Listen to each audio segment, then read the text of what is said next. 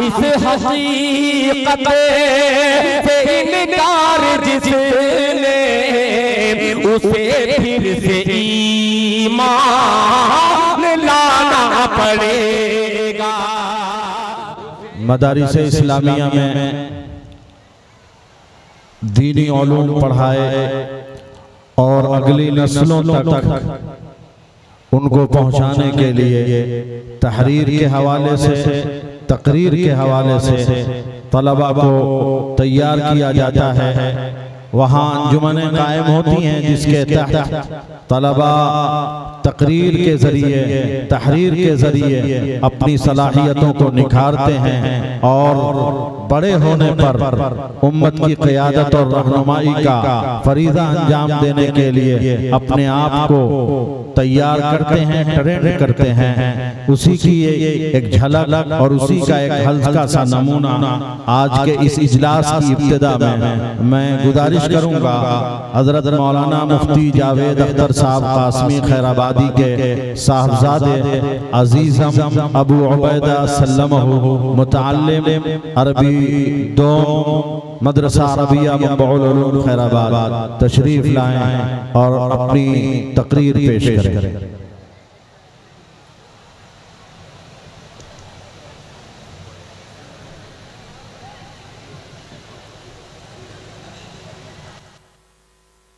السلام علیکم ورحمۃ اللہ وبرکاتہ۔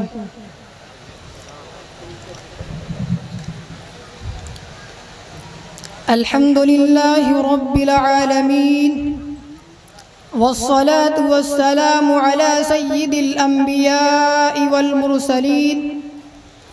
وعلى آلہ واصحابہ اجمعین، اما بعد فاعوذ باللہ من الشیطان الرجیم، بسم اللہ الرحمن الرحیم۔ یا ایہا الذین آمنوا علیکم انفسکم لا یضرکم من ضل اذا اہتدیتم،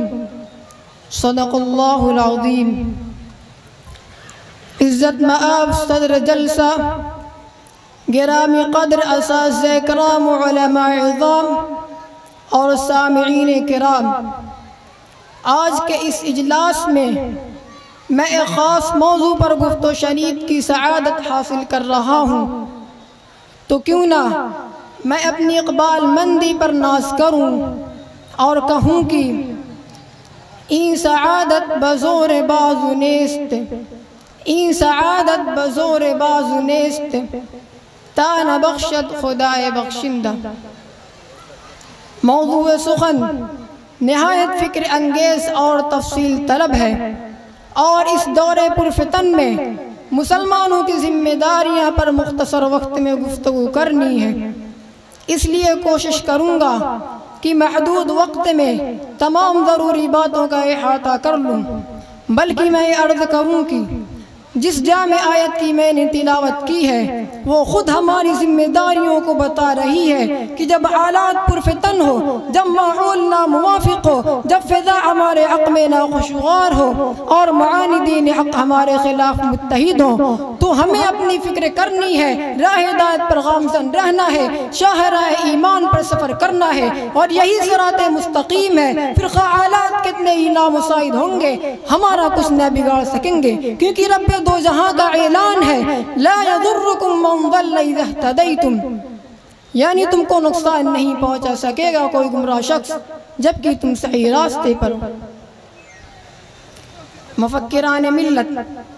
منزل کے تحت اسلام اور مسلمانوں کے خلاف فتنہ انگیزیاں، ریشہ دوانیاں اور افتراء پردازیاں کرنے والی تمام طاغوتی طاقتیں آ جاتی ہیں، کیونکہ من اس میں موصول ہے جس کے معنی عموم ہے۔ یہی قرآن کریم کی بلاغت اور اس کا اعجاز ہے کہ اس نے ایک لفظ میں ان تمام اسلام دشمن، قرآن دشمن، مسلمان دشمن قوتوں، طاقتوں، تحریکوں، تنظیموں اور جماعتوں کو بیان کر دیا، اور اس کا دائرہ کسی خاصت تک کے لیے نہیں ہے بلکہ قیامت تک کے لیے ہے، اور ان تمام کے جواب میں بڑی ذمہ داری مسلمانوں کو دی ہے کہ تم بہر صورت، ہر دور میں، ہر حال میں راہ ہدایت پر قائم رہو، پھر ہم تم سے وعدہ کرتے ہیں کہ تم کو کوئی نقصان نہیں پہنچا سکتا۔ عاشقان ماہ نبوت، آپ اسلام کی 1400 سالہ تاریخ کے ہر ورق پر فتنوں کو دیکھیں گے جو مختلف ادوار میں اسلام اور مسلمانوں پر آئے۔ ان میں انفرادی فتنے بھی ہیں، اجتماعی فتنے بھی ہیں، انہی میں فتنہ ارتداد بھی ہے، انہی میں فتنہ خلق قرآن بھی ہے، انہی میں فتنہ تاتار بھی ہے، انہی میں فتنہ مدعیان نبوت بھی ہے، انہی میں فتنہ صلیبی بھی ہے۔ الغرض کوئی بھی دور فتنوں سے خالی نہیں ملے گا، مگر ہر دور کے مسلمانوں نے ان فتنوں کے خلاف اپنی ذمہ داریوں کو محسوس کر کے ان کا سد باب بھی کیا ہے، جس کی بدولت کوئی بھی فتنہ ہمارے اسلاف کے پائے استقلال میں تزلزل پیدا نہیں کر سکا، ان کے ایمان کو کمزور نہیں کر سکا، ان کے عقائد کو مجروح نہیں کر سکا، اس لیے کہ وہ راہ ہدایت پر گامزن تھے، ان کے پاس نسخہ ہدایت و سعادت تھا۔ سرفروشان اسلام، مگر ایک تلک حقیقت یہ ہے کہ اس دور میں جو جدید دور کہلاتا ہے سائنسی ترقیات اور تمدنی عروج کا دور کہلاتا ہے، جس قدر نئے نئے فتنے سر ابار رہے ہیں، ہم اس نازک دور میں اپنی ذمہ داریوں کو اس عالمگیر پیمانے پر ادا کرنے سے قاصر و عاجز ہیں۔ ہم ان جدید فتنوں کا مقابلہ کرنے کی طاقت سے محروم ہیں۔ مجھے اس موقع پر صاف صاف کہنے دیجئے، چونکہ حقائق تلک ہوتے ہیں اس لیے معذرت چاہتے ہوئے عرض کرتا ہوں۔ چمن میں تلخ نوائی میری گوارا کر، چمن میں تلخ نوائی میری گوارا کر، کہ زہر بھی کبھی کرتا ہے کار تریاقی۔ محترم سامعین کرام، ایک طرف دشمنان اسلام، معاندین حق، مخالفین قرآن، منکرین حدیث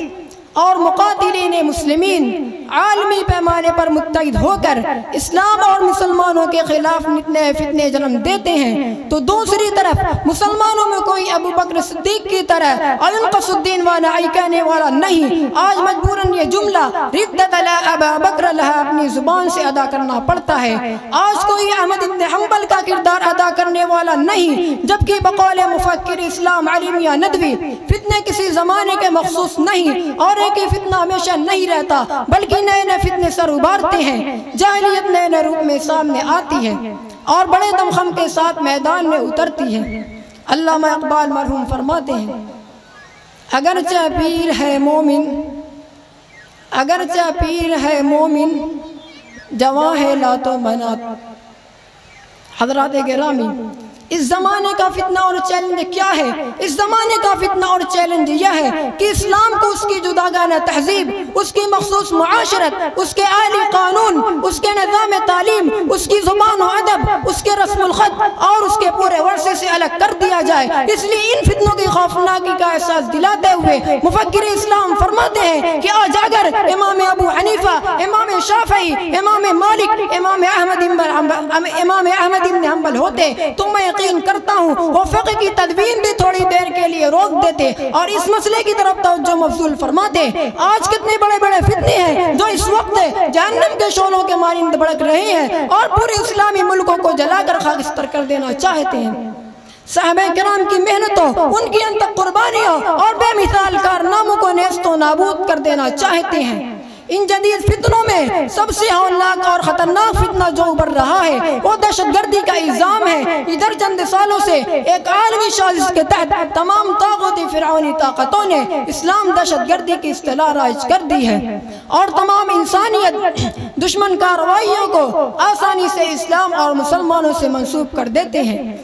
ایک منصوبے کے ساتھ تمام جدید مسائل و ذرائع کو اسلام کے خلاف ماحول کو سازگار بنانے میں استعمال کر رہے ہیں۔ ریڈیو، ٹی وی، انٹرنیٹ، اخبارات، رسائل یورپ سے لے کر ایشیا تک منظم ہو کر اسلام دہشت گردی کو عام کر رہے ہیں۔ اسلام کی مسخ شدہ تفسیر پیش کر کے ان طاقتوں نے مسلمانوں اور عالم کو مجرم بنا دیا،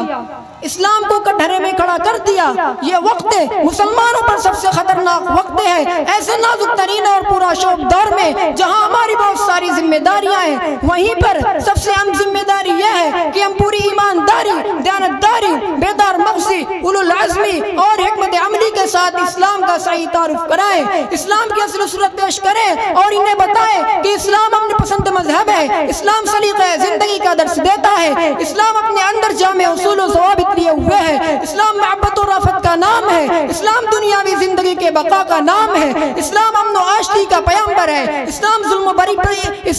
بربریت کا درس نہیں دیتا، بلکہ اسلام ظلم و بربریت کا درس نہیں دیتا، اسلام دہشت گردی کی تعلیم نہیں دیتا، بلکہ اسلام کہتا ہے کہ آؤ ہم تمہیں بتائیں ہمارے پاس عزت و کامرانی ہے، ہمارے پاس خیر و برکت ہے، ہمارے پاس جنت و مغفرت ہے، ہمارے پاس فلاح و بہبود ہے، ہمارے پاس عدل و فضل ہے، ہمارے پاس امن و سلامتی ہے، ہمارے پاس اخوت و سعادت ہے، ہمارے پاس اخوت و سعادت ہے، ہمارے پاس یکسانیت و یگانگت ہے، ہمارے پاس بھائی چارگی و الفت ہے، ہمارے پاس مکمل نظام حیات ہے، اور ان سب سے بڑھ کر دنیا و آخرت کی کامیابی کا راز بھی ہماری نظام حیات میں پوشیدہ ہے۔ عاشقان رسول، یہ بات بھی واضح کر دینا چاہتا ہوں کہ اب صرف اسلاف کی داستان سنانے، قرون ماضیہ کا حوالہ دینے، تاریخ اسلام کی سچی کہانیاں سنانے سے کام نہیں چلے گا، بلکہ ہم میں سے ہر فرد کو اسلام کا حقیقی نمائندہ بننے اور عمل و کردار میں اسلامی روح پیدا کرنے کی ضرورت ہے۔ یہ ننترانیوں اور داستان ترازیوں کا دور نہیں، بلکہ اپنی اسلامی ذمہ داریوں کو سمجھنے اور برتنے کا دور ہے، قرآنی تعلیمات پر عمل پیرا ہونے کا دور ہے، نبی روح کو بیدار کرنے کا دور ہے، اسوہ حسنہ کو اپنانے کا دور ہے کہ آج مسلمانوں